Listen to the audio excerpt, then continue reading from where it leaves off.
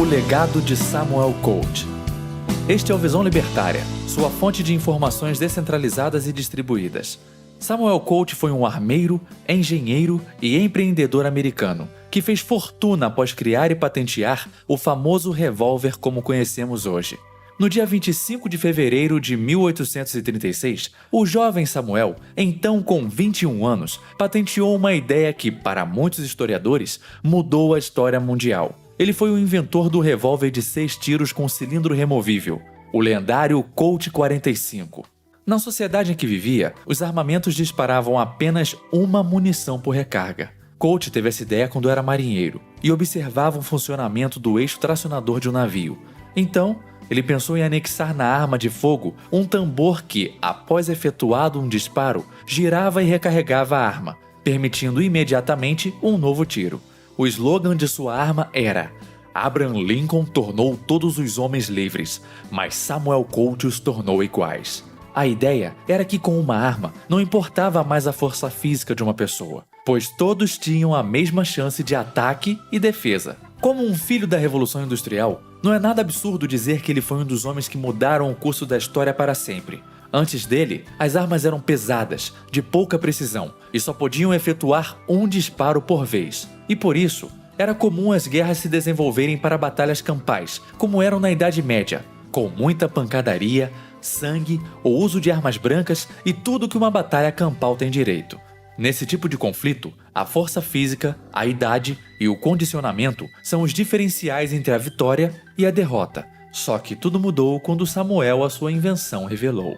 Uma senhora anã com uma arma precisa e com 5 disparos é quase tão perigosa como um jovem adulto de 150 quilos de puro músculo com essa mesma arma. É interessante levantar que a venda de armas vem batendo recorde atrás de recorde nos Estados Unidos e no Brasil.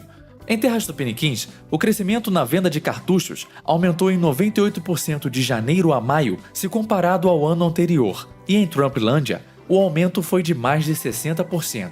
E com detalhe para a quantidade de novos atiradores que entraram na brincadeira.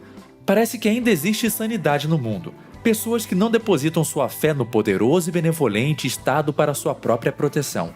Com a fala do presidente Bulbasauro, também conhecido como Bolsonaro, sobre armar a população, os ruminantes ficaram todos afoitos e já começaram a reescrever a história para favorecer suas narrativas, chegando a dizer o absurdo de que ditadores sempre armam sua população. Vamos a alguns fatos.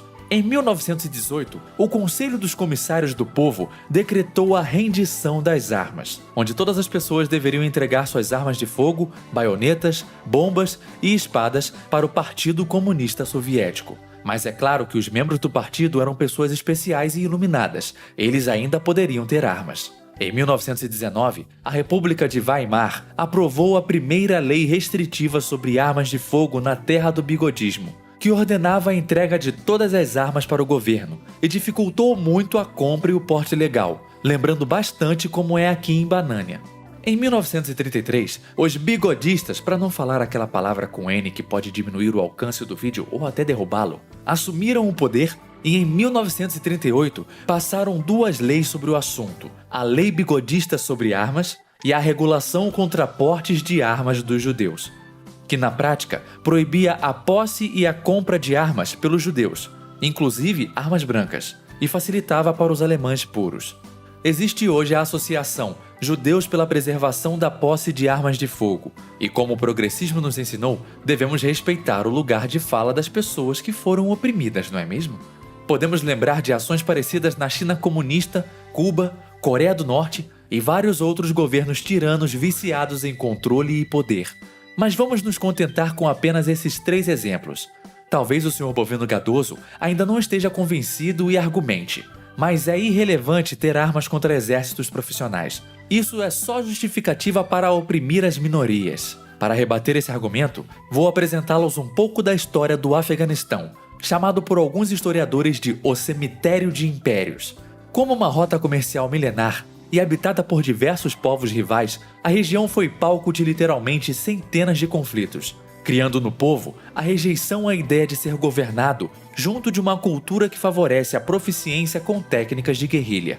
Quase todos os tiranos de todas as eras já se declararam senhores daquele território. Gengis Khan e Alexandre o Grande são alguns dos mais famosos. No passado recente, a região foi invadida pela União Soviética em 1979 e pelos Estados Unidos da América em 2001.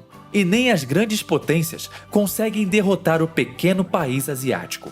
Os motivos mais plausíveis para o sucesso defensivo desse pobre povo é a cultura armamentista de recusa à submissão e a eficiência da sua guerrilha. Mais uma vez, o poder descentralizado se mostrando mais eficiente que grandes organizações hierárquicas. Esse é somente o exemplo mais famoso de como uma resistência armada é essencial para um povo livre. A resistência armada italiana, famosa pela adaptação da música Bella Ciao, foi responsável por perseguir e matar Mussolini em 1945. A resistência judia também não fica para trás. Estima-se que 25 mil judeus lutaram nas florestas europeias sabotando as ambições nazistas. A reimaginação dessa história dá origem ao filme Bastardos Inglórios de Tarantino.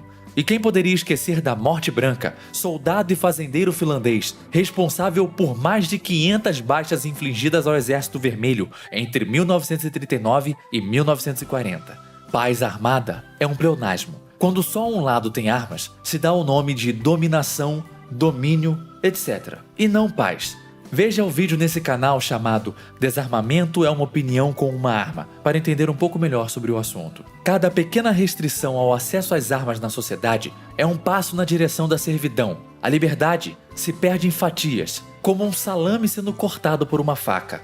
O Estado não pode e não quer te proteger, meu amigo. Não terceirize sua responsabilidade. Aceite as ideias e use das ferramentas que Samuel Colt criou. Don't tread on me não deveria ser um pedido, e sim uma imposição. Faço minhas as palavras de Thomas Jefferson. Quando as pessoas temem o governo, se chama tirania. Quando o governo teme as pessoas, aí sim se chama liberdade. Obrigado por sua audiência. Esse artigo foi sugerido e escrito por Luluxo Convertido, revisado e narrado por mim, Leafar. Se você gostou desse vídeo, clique no ícone de curtir abaixo e compartilhe o vídeo em sua rede social. Se você deseja ser notificado de outros vídeos, clique em se inscrever e depois no ícone de campainha. Até a próxima!